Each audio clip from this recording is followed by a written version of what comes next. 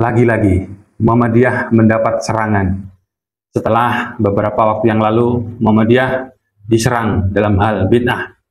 Untuk kali ini Muhammadiyah diserang kembali dalam tanda kutip dalam banyak hal, dalam banyak aspek. Apa saja aspek-aspek itu? Dan siapa sesungguhnya yang menyerang Muhammadiyah itu? Bagaimana kemudian sikap Muhammadiyah ataupun sikap warga Muhammadiyah terhadap serangan tersebut?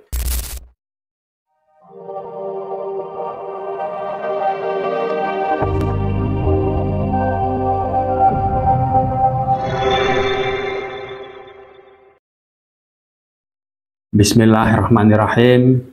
Assalamualaikum warahmatullahi wabarakatuh. Ikhwan filah berkemajuan. Alhamdulillah kita bisa bertemu kembali. Insya Allah pada kesempatan kali ini Mimbar Persyarikatan akan membahas sebuah masalah yang mana masalah ini muncul di media sosial atau tepatnya di YouTube dari seorang pemuda yang channelnya bernama AA Guru di Garut, di mana di dalam YouTube-nya entah yang keberapa, AA Guru di Garut tersebut mengomentari atau menanggapi terhadap adanya jamaah taraweh pada bulan Ramadan yang memprotes keras terhadap bacaan imamnya, yaitu masalah wakaf di dalam surat Al-Fatihah. Maka insya Allah untuk kali ini Mimbar Persyarikatan akan menanggapi video anak muda tersebut. Seperti yang tadi saya bilang, bahwasanya anak muda tersebut dengan berdasarkan adanya video yang beredar di media sosial, salah satu makmum berdiri setelah adanya sholat berjamaah memprotes keras bacaan imam yang di sana dinyatakan, hingga kepada lebih khusus bahwasanya bacaan imam itu adalah bacaan model HTI. Kemudian salah satu warga ini yang merupakan seorang bapak-bapak mengatakan bacaan imam tersebut tidak sesuai dengan apa yang ada dalam himpunan putusan tarjih Muhammadiyah. Dari situlah kemudian anak muda yang punya channel AA Guru di Garut memberikan respon sedemikian rupa. Sesungguhnya respon itu merupakan hal yang baik oleh karena bisa menjadi dialektika, bisa menjadi bahan diskusi tentang wakafnya bacaan Al-Fatihah di dalam bacaan ketika memimpin sholat yang suaranya dikeraskan. Video ini menanggapi tanggapan anak muda tersebut atau AA Guru di Garut tersebut, oleh karena menurut kami apa yang menjadi tanggapan AA Guru di Garut tersebut sudah melewati batas atau sudah tidak proporsional lagi.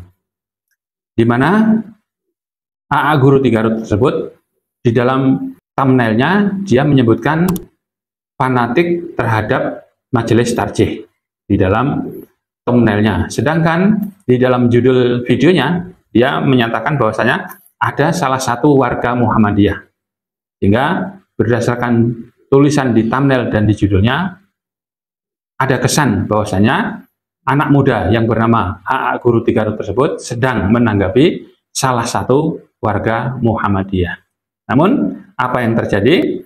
Isinya ternyata AA Guru di Garut tersebut jauh menyimpang dari apa yang tertulis di dalam thumbnail dan apa yang tertulis di dalam judulnya.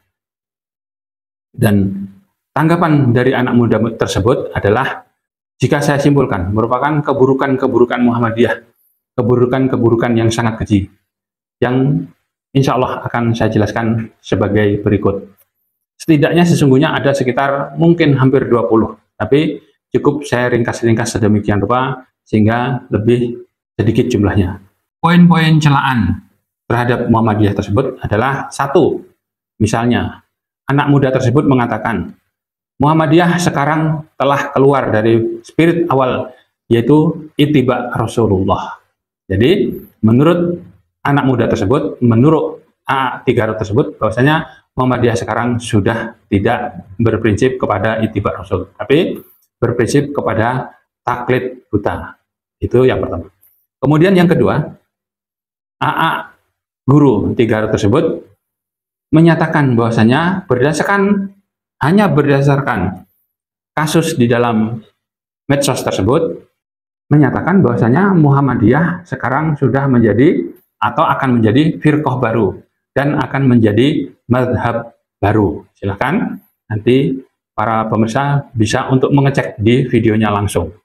Yang ketiga, anak muda tersebut juga menyatakan bahwasanya Muhammadiyah sekarang telah menjadi organisasi fanatik.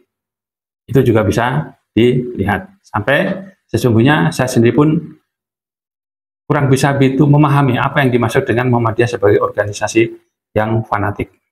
Yang keempat, Muhammadiyah adalah ormas Islam yang tak paham tentang bedanya antara rukun sholat dan sunnah-sunnah dalam sholat.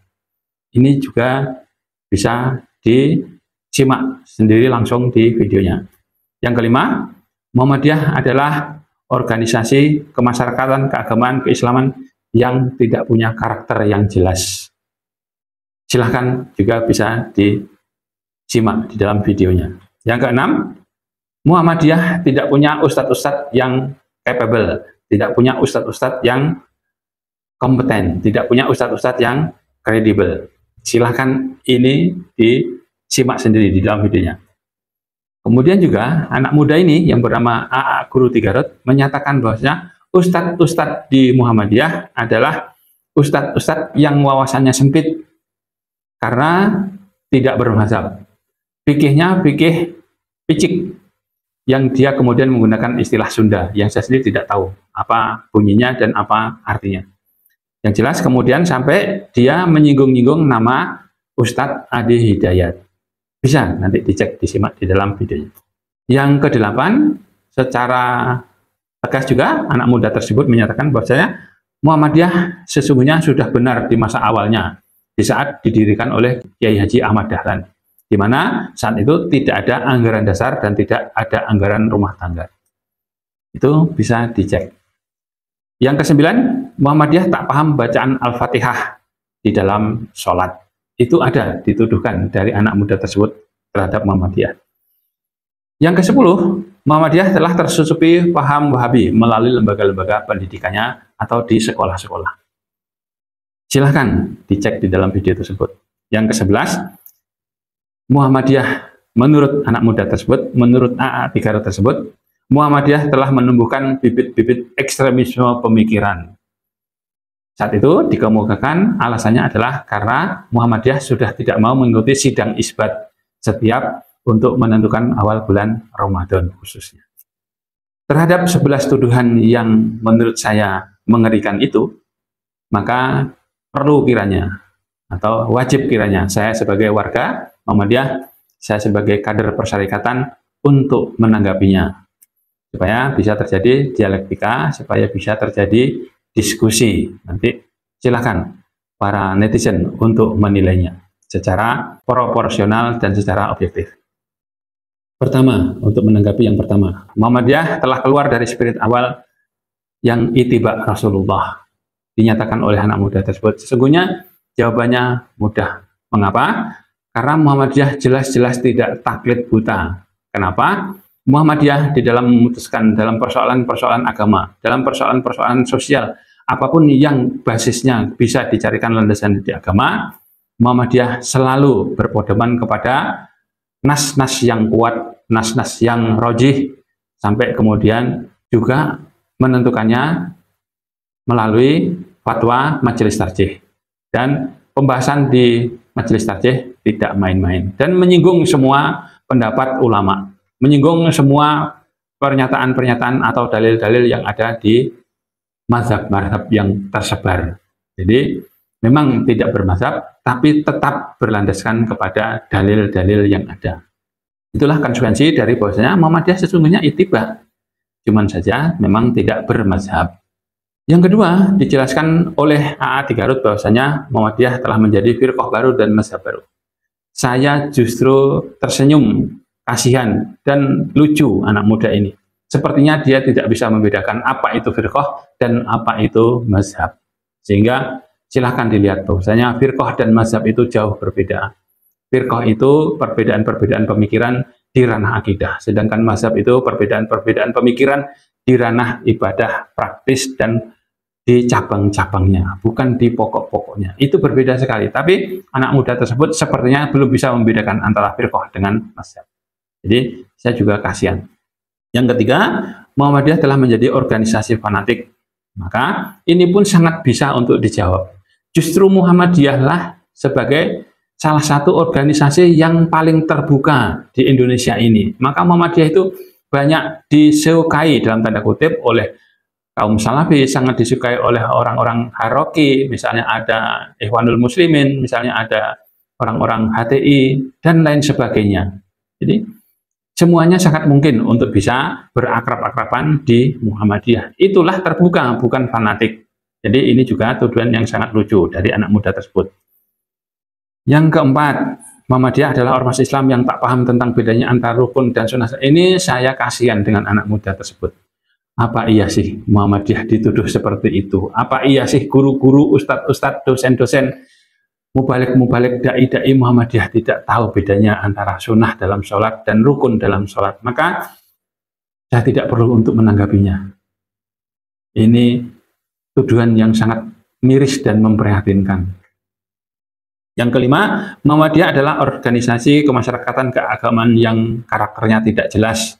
Karena dia menuduh di dalam anggaran dasar dan anggaran rumah tangganya, atau di dalam konstitusinya, atau di dalam kaidah-kaidahnya, Muhammadiyah tidak jelas-jelas menunjukkan akidahnya apa.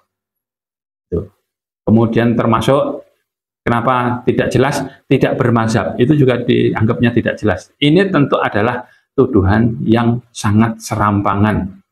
Bisa dilihat, jadi ada kader dari Temanggung, S1, S2-nya kabarnya dari Kairo, Al-Azhar, itu sudah menjelaskan bahwasanya akidah Muhammadiyah adalah akidah Ahlussunnah wal Jamaah, meskipun menggunakan kata-kata al-haq atau al-jamaah. Dijelaskan seperti itu. Kemudian yang keenam, Muhammadiyah tidak punya ustadz-ustadz yang kompeten dan kredibel. Ini juga termasuk hal yang tidak akan saya tanggapi. Tentu ini tidak mungkin. Jadi lebih baik saya no comment untuk masalah tuduhan yang mengerikan dan miris ini. Yang ketujuh, ustadz-ustadz di Muhammadiyah berwawasan sempit dalam berfikih karena tak bermazhab. Lagi-lagi, saya juga tidak akan mengomentari yang ini. Saya tidak perlu untuk menanggapinya. Apa iya organisasi sebesar ini tidak punya ustadz-ustadz yang kompeten? Bahkan dia menyebutkan tidak ada yang bisa baca kitab. Ini kan tuduhan-tuduhan yang sudah seperti, mohon maaf sekali, orang seperti tidak sadar, orang seperti mabuk. Apa iya Muhammadiyah punya pondok pesantren banyak, Muhammadiyah punya perguruan tinggi banyak, ada jurusan agama Islamnya? Apakah kemudian orang-orang yang mengajar di situ diambil dari orang luar semua, orang Muhammadiyah? Tidak ada. Na'udzubillah min dzalik. Ini jelas-jelas tuduhan, serangan yang begitu sembarangan. Yang kedelapan, menurutnya Muhammadiyah sudah benar, di awalnya tidak ada AD dan tidak ada ART. Bahkan dia juga menganjurkan supaya Muhammadiyah mendingan menjadi organisasi sosial. Ini juga sangat mengerikan. Di mana justru tuntutan modernitas adalah sebuah organisasi itu wajib untuk mempunyai anggaran dasar dan anggaran rumah tangga. Kenapa dia justru menganjurkan tidak perlu anggaran dasar dan tidak perlu anggaran rumah tangga? Bahkan berani menganjurkan sebaiknya Muhammadiyah menjadi organisasi sosial saja. Tidak perlu ikut-ikut campur dengan majelis tarjihnya. Astagfirullahaladzim. Yang kesembilan, dia menuduh Muhammadiyah tak paham bacaan Al-Fatihah dalam sholat. Ini juga tidak akan saya komentari, tidak akan saya tanggapi. Karena ini serangan yang miris dan mengerikan. Yang ke-10, Muhammadiyah telah tersusupi paham Wahabi melalui lembaga-lembaga pendidikan atau sekolah-sekolahnya. Saya hanya bisa menanggapi anak muda ini atau channel yang bernama Guru Tigarut ini membuat generalisasi yang sangat-sangat serampangan, sangat-sangat ngabur, sangat-sangat tidak akademis. Mungkin ada, tapi kalau kemudian tersusupi melalui pernyataan dengan tersusupi melalui lembaga-lembaga pendidikan, sekolah-sekolah, ini jelas-jelas sangat-sangat serampangan. Harusnya dengan data, dengan riset apa, baru kemudian mengambil kesimpulan dan membuat pernyataan yang begitu. Yang ke-11, Muhammadiyah telah menumbuhkan bibit-bibit ekstremisme pemikiran menurut dia. Dengan salah satu alasan bahwa Muhammadiyah sudah tidak mau ikut sidang isbat menentukan awal bulan khususnya Ramadan. Sementara tanggapan saya, anak muda ini sudah begitu mudahnya menyimpulkan, melontarkan serangan, melontarkan tuduhan, padahal mestinya dia harus tahu terlebih dahulu alasan kenapa Muhammadiyah tidak mau ikut sidang isbat tersebut. Padahal itu sesungguhnya juga sudah tersiar di mana-mana. Kenapa Muhammadiyah tidak mau ikut sidang isbat? Dengan itu, setidaknya dia punya pembandingnya. Jangan kemudian tidak ikut langsung menuduhnya sudah menebarkan bibit-bibit ekstremisme pemikiran. Masih muda, terlihat pintar, bacaan kitabnya banyak, tapi mengenaskan dan mengerikan. Na'udzubillahi min dzalik. Jadi, itu tanggapan kami, Mimbar Persyarikatan. Monggo, apabila ada netizen yang hendak menanggapinya kembali, saya buka pintu selebar-lebarnya. Akhirnya saya menyimpulkan bahwasanya, mohon maaf sekali, bahwasanya tampaknya AA Guru Tigarut ini punya permasalahan kelainan kejiwaan, dan ternyata pula bahwasanya anak muda ini punya kelemahan di dalam bernalar. Itu saja yang bisa saya sampaikan. Saya mohon maaf sekali lagi. Akhirul kalam, semoga bermanfaat. Wassalamualaikum warahmatullahi wabarakatuh. Salam berkemajuan, mencerdaskan, mencerahkan.